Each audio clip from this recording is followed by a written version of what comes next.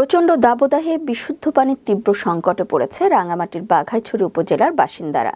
বৃষ্টিপাত না হয় শুকিয়ে গেছে পাহাড়ে প্রাকৃতিক পানির উৎস ছড়া ও ঝিরিগুলো।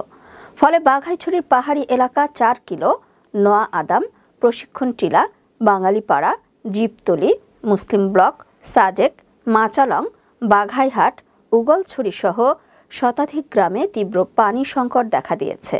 কয়েক কিলোমিটার পাহাড়ি পথ পাড়ি দিয়েও মিলছে না এক কলস বিশুদ্ধ খাবার পানি। 15 থেকে 20 দিনে একবার গোসল করতে পারছেন না অনেক গ্রামের মানুষ। ফলে দুর্ভোগে বেশি পড়েছে শিশু ও বয়স্করা। পুকুর ও জলাশয়ের অবশিষ্ট পানিও দূষিত হয়ে গেছে। জীবন বাঁচানোর তাগিদে বাধ্য হয়ে নোংরা পানি ব্যবহার ও পান করছেন অনেকেই। ফলে ডায়রিয়া, কলেরা ও অ্যালার্জি সহ নানা জটিল রোগে আক্রান্ত হয়ে পড়ছেন অনেকেই।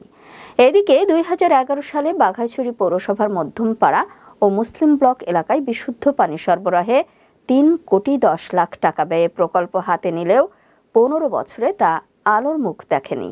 এ বিষয়ে জানতে বাঘাইছড়ি জনস্বাস্থ্য প্রকৌশল অধিদপ্তরের কর্মকর্তা রুশো খিসার সাথে কথা বলতে বেশ কয়েকদিন অফিসে গিয়ে না পেয়ে মুঠোফোনে যোগাযোগ করেও কোনো মন্তব্য পাওয়া যায়নি।